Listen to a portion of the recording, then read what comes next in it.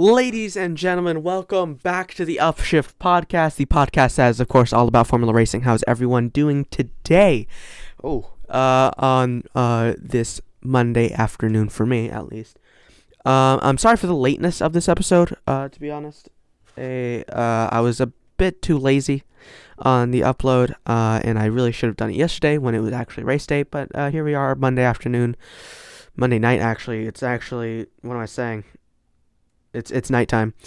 And yeah, I'm sorry for lateness, but we're here, and that's, to be honest, all that matters. As long as I get an upload, as long as I push out the upload news to you guys, I guess, to say.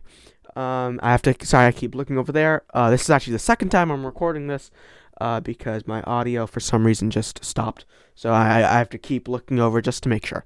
But we're here to talk about the Portuguese Grand Prix, or as the official name is, the Heineken Grande Primo de Portugal 2021. And I have definitely mispronounced that, let's be honest, because I basically mispronounce every foreign thing because I'm a country bumpkin from America.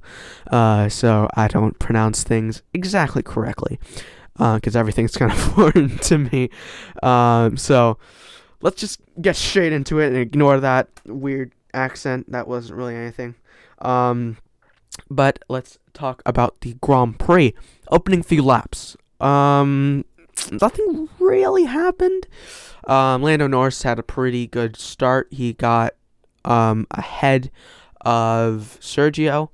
Then Sergio got back past him, and then Ocon got past him, but they ended up overtaking both of them. So in the opening lap, I believe, and he got into P4, so pretty good race start by Mr. Lando Norris.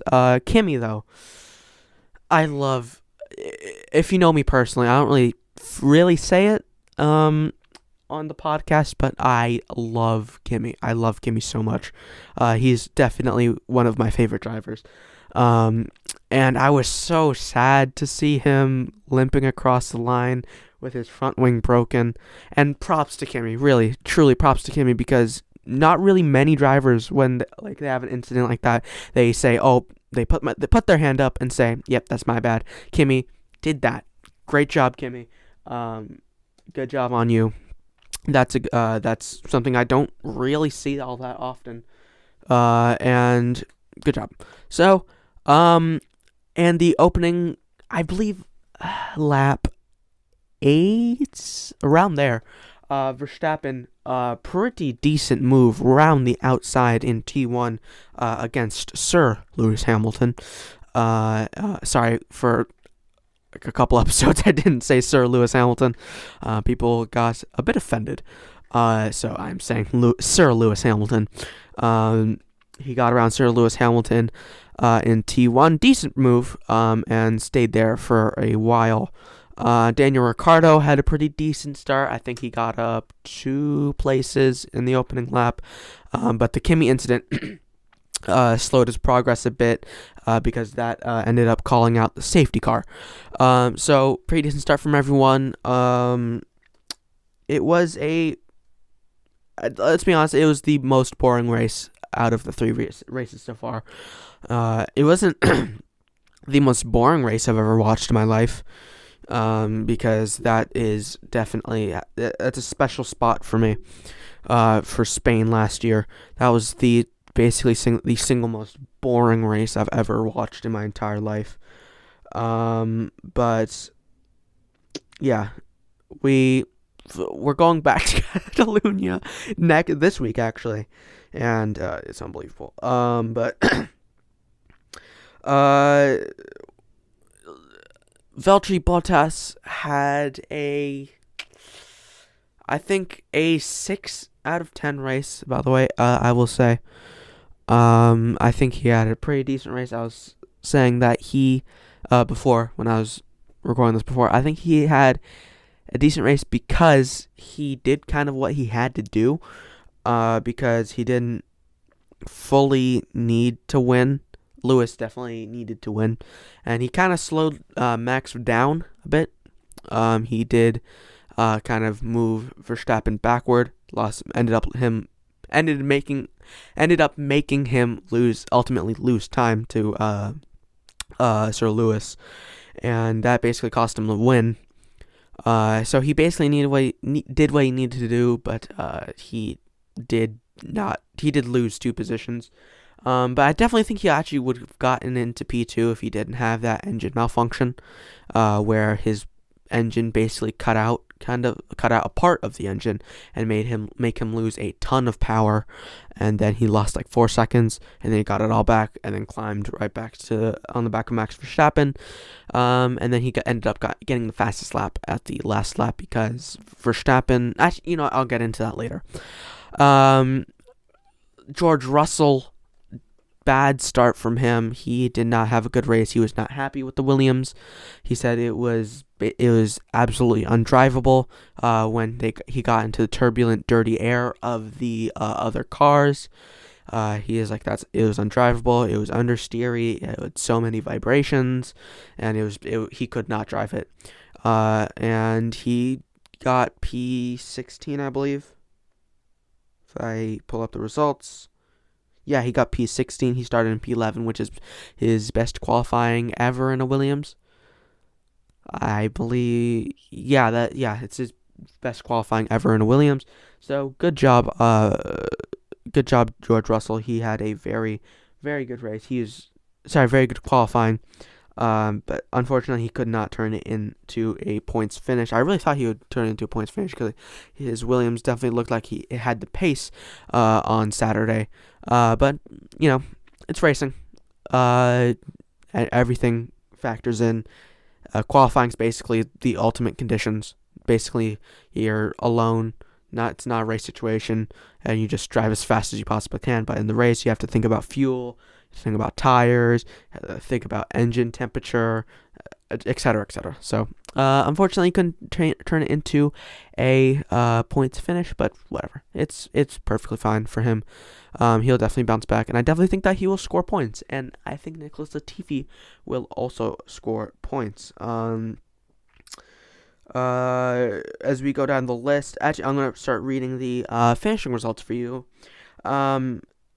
Kimi Räikkönen DNFs out of the race on lap 1. Nikita spins a lot, finished 19th, 2 laps down. Latifi finished in P18, 2 laps down. Mick Schumacher finishes also 2 laps down. He had a pretty decent battle with Latifi in the dying laps. Russell, he was a lap down. And Tsunoda was 15th. Stroll, followed by Vettel. Giovinazzi was the last person to be lapped. Carlos Sainz, he would have had a very good race, but he unfortunately had a lot of tire wear in the dying 15 laps of the race, around there, where he went from like P7 to P11. Unfortunate, but again, that's racing. Gasly finished in P10, grabbing a single point. Daniel Ricciardo, who is my driver of the day, but I'll talk about that a bit later. He finishes in P9 with 2 points. Alonso grabs P8 and his highest finishing position of this year. Esteban Ocon finishes in his highest place position this year in P7. Leclerc with 8 points gets P6. Lando Norris in P5, decent race from him. Perez, I'll talk about him later. He finishes in P4. Valtteri Bottas, P3, starting the podium, and then followed by Verstappen in P2, and Sir Lewis Hamilton wins the Portimao Grand Prix. Very good race by Lewis. Did what he had to do, which was absolutely dominate the race by 30 seconds. Please, Catalunya, somehow, I pray, please give us an interesting race. I don't want to have 2 boring back-to-back races. I just can't handle it. After Bahrain and after Imola, I just want to have good battle, wheel-to-wheel racing with Lewis Hamilton and Max Verstappen. Because let's be honest, the Red Bull is the dominant car of this year, and whoever says that Lewis Hamilton is all just the car and he has no talent, you better shut up, because this season is proving why he is one of the greatest drivers of all time. It's not the car. It's not the car anymore, because the Red Bull's the fastest. Red Bull's very clearly the fastest. But he's putting it where it needs to be. So, just saying. Alright, let's talk about the notable people. Gasly, P10, had a decent race. He finished in P10. He hasn't had the best start to the season ever. I really thought he would have a much better start to the season. And also Tsunoda as well. But AlphaTauri are kind of struggling a bit. But Leclerc had a very decent race. Like 85,000 steps above the stupid SF1000, sorry. And I think he's much happier now, being in anything, like that's not the SF1000, that thing was slow. The Lando Norris, very good race from him. I believe he started P7 and got into P5. He had a pretty decent battle with Sergio for the first 15 to 20 laps. So he definitely had a very good race, and he is actually, I believe, ahead of Sergio in the driver standings. Yes, he's still in third with 37 points, which is, I believe, 9 points better than he did last year. In the first 3 races. So good job, Lando. And let's talk about Sergio Perez. Now, Sergio did not have the best race of his life. He got driver of the day, which is why I have a bone to pick with Formula One. I don't think he deserved it. He didn't deserve it to me. He just didn't deserve it. Simple as that. Didn't do anything. The whole race. Didn't do anything. The only thing notable from his race for me was the fact that he got his medium tires 50 laps. That's literally the only thing I can think of. Didn't really pull off an amazing move when he got back past Lando Norris. Didn't have any overtakes. Didn't do anything, man. Didn't do anything. Riccardo, on the other hand, went from P16 to points. He did some pretty good stuff. He's the driver of the day, in my opinion. Sergio did nothing. Did basically nothing.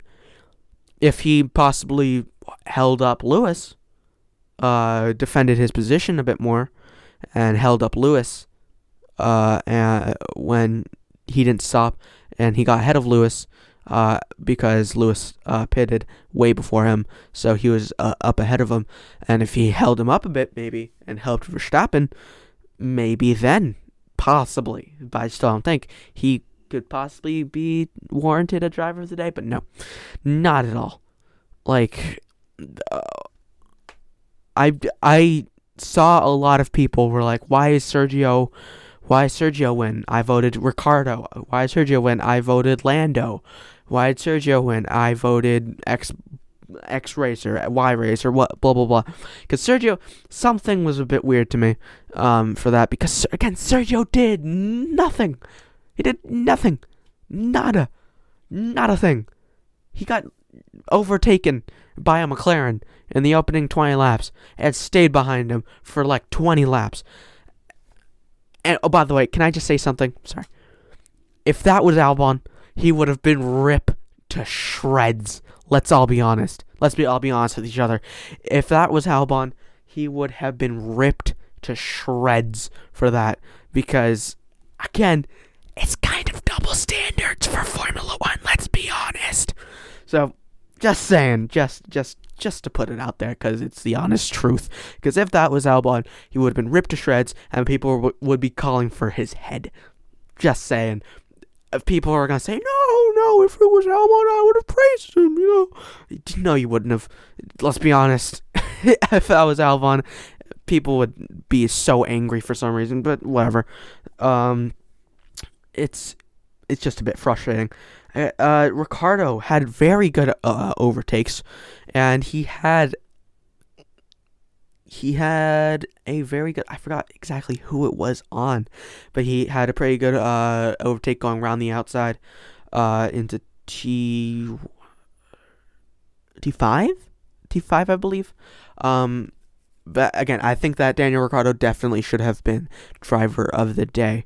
Also, Verstappen, he had his fastest lap deleted because at the end, Valtteri decided to pit for slicks. Sorry, not for slicks, for softs. Slicks and softs, you know what I mean. To soft tires to go for fastest lap. And subsequently, so did Verstappen. Valtteri set the fastest lap on the... Because there's 66 laps. 64th lap, I believe. He set the fastest lap on the 64th lap. And then Verstappen, set the fastest lap on the 66th lap on the last lap, but ended up getting his time deleted for track limits in turn 14. And so he lost that extra world championship point. But yeah, it was... I'm sorry that there's not really much to say because it was not a very interesting race. Hopefully we'll have a much better race in Catalonia. Now, saying that, we definitely won't have a very interesting race in Catalonia because it's never interesting unless it's Nico Rosberg and Lewis Hamilton deciding that they wanted to be closer to each other. And yeah, I think that this was one of the...